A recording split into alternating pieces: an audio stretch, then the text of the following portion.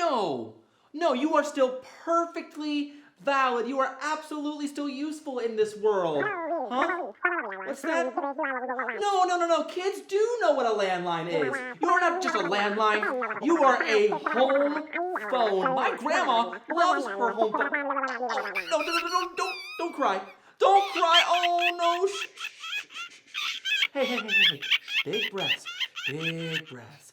Calm down strategies. Yes, very good. You need a nap. You're getting a little bit cranky.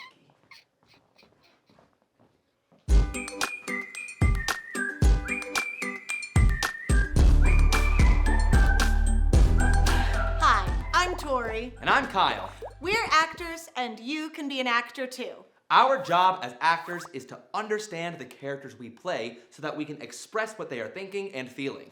We can find characters everywhere, in books, history, and even in our everyday lives. Anyone and anything can be an inspiration for a character. When we are preparing to play a character, we try to understand everything about them. What problems are they dealing with? What motivates them? That means what drives them to keep going even when things are tough. We want to know their innermost thoughts and wishes. Today, we are going to explore the inner thoughts of some unique characters through personification. Personification means giving human characteristics to something non-human. By personifying, we can imagine how something might think and feel, even if they are not human or, in fact, not even living. We'll show you what we mean. Tori, let's pretend that you'll be playing this fork. Okay. Now, you're playing this fork in your next show. How would you prepare for the role? Well, I would begin to learn everything I can about that fork. Is there a script I can read? Oh, not this time. For this activity, we're going to be making it up as we go, or improvising the scene. First, let's gather up some information and brainstorm some ideas about our fork here. What do we already know about this fork? What are the facts? Well, it's made of plastic and it's kind of flimsy and disposable. Oh, yes. What does this fork want? What's its objective? I think this fork wants to be like the metal forks. It wants to be used during fancy dinner parties instead of just being thrown in the garbage when it's done being used. Great. Now, what problems keep the fork from getting what it wants? What's the conflict? Well, it's plastic, so people don't value it as much as the metal forks. Okay, that makes sense. So now that we know some basic facts about our fork, like it's plastic, it's disposable. And we've personified the fork, thinking about how it might feel like sad and not good enough. Then what's next? Well, I would really like to know my lines, or what my character's gonna say. That makes sense. Since we're going to be making up these lines, let's plan out our scene. For this activity, we want to find a way to develop and perform the character. This is a great opportunity to share some facts and physical characteristics that we've gathered. The objective, this is what the character wants more than anything, and the conflict. What is in the way? Conflict adds drama and keeps the audience engaged in the show. We could just have my character say a monologue, which is basically a long speech by one character, or we could have a dialogue, which is a conversation between two or more characters. Yeah, since there's two of us, let's try a dialogue. Cool. So, what if you just finished your dinner and are getting ready to throw the fork away? Okay, yeah, like I'm the person using the fork, and then you will try to stop me from throwing you away. Oh, I love that. And then I'll explain how hard it is to be a disposable fork and that it's always been my dream to be a part of Thanksgiving dinner. Yeah, and then I can say something like, I don't know, I was gonna use the nice metal forks for that. Oh, and then I could convince you to let me be a part of the kids' table. Now that is funny. All right. I love that the fork will get what she wants in the end. Yeah. Okay, well, now it's time to practice. Let's focus on using our voices to bring this scene to life. So, what do you think your character might sound like? Well, remember the 3 Ps. Oh. So we can change our pitch, how high or low you speak. Yes, you could change your pace, how fast or how slow you speak. You could change your placement, where you focus your sound, like through the nose, out the top of your head, in the back of the throat, or out the side of your mouth. Whatever you want to try. I think that my fork will have a high pitch because she's little.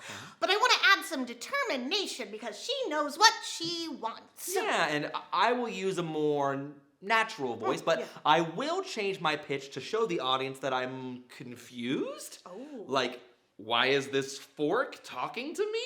This isn't normal? Great. Let's try the scene. When I say action, we'll start, and when you say cut, we'll stop. Okay. Ready? And action. Whew. I am stuffed. Wait! Don't throw me away! Pardon me? I know you think I'm just a disposable piece of plastic, but I have aspirations to be so much more. I'm so tired of just being thrown away like a piece of trash. My lifelong dream is to be a part of your Thanksgiving dinner. I don't know. I mean, I was just gonna use the nice metal forks for that, if you... Oh, well, what if you use me at the kids' table? Well, sure, yeah, why not? You know what, you would be a great choice for our littlest guests. Hooray! I'm moving up in the world. And cut. That was great. Now you know what my fork is really thinking and feeling. We're going to continue to explore the inner thoughts of a non-human character in an activity called Inner Voice. Hello. With Inner Voice, we will be making up our scenes again.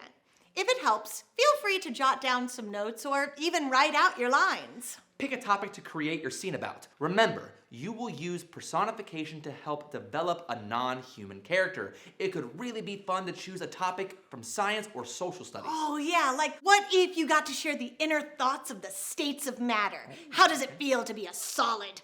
Do you like that your molecules are tightly packed together?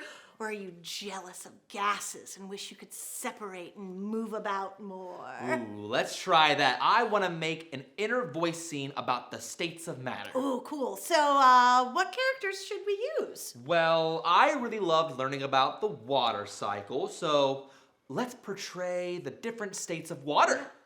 Could I be steam? Oh, sure. Then I'll be an ice cube. Now, what do we know about our characters?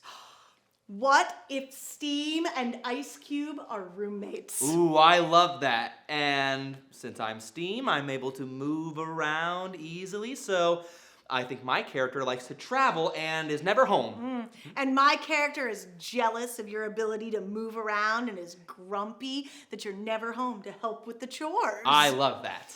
Now we can create the scene. Remember, we want to introduce our characters, communicate what they want more than anything, and why they can't get what they want.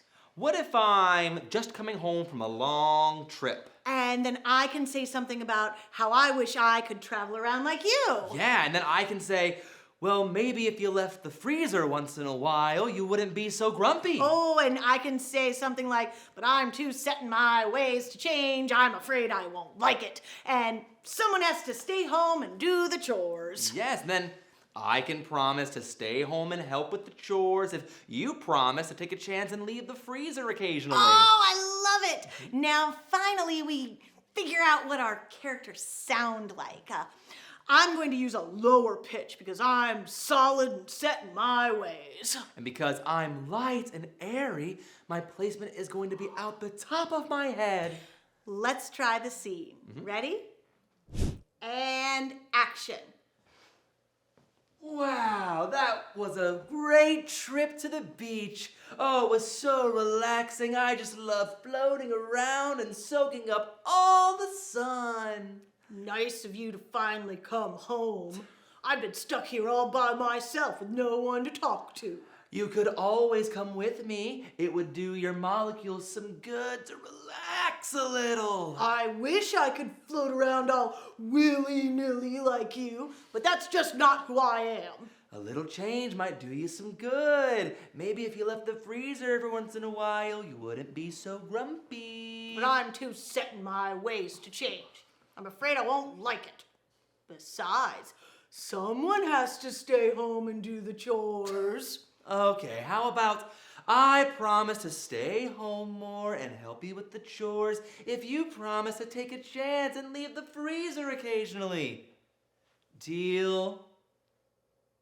Deal. Yeah. Well, where do you want to go on our first trip? How about Iceland? Baby steps. Good. And cut. Hey, that was pretty fun. Now we invite you to create your very own inner voice scenes. When developing your character, it's important to gather information. What do you already know, as well as make creative choices about who they are, how they feel, and what they want. The more we know, the more the audience will believe that we have truly transformed. Have fun choosing your topic. Inner voice is a great activity to try with any character, human or non-human. Then plan out how to perform the character, objective, and conflict. And don't forget, practice, practice, practice. The more you practice, the better you and your team will feel about performing it in front of an audience. Have fun!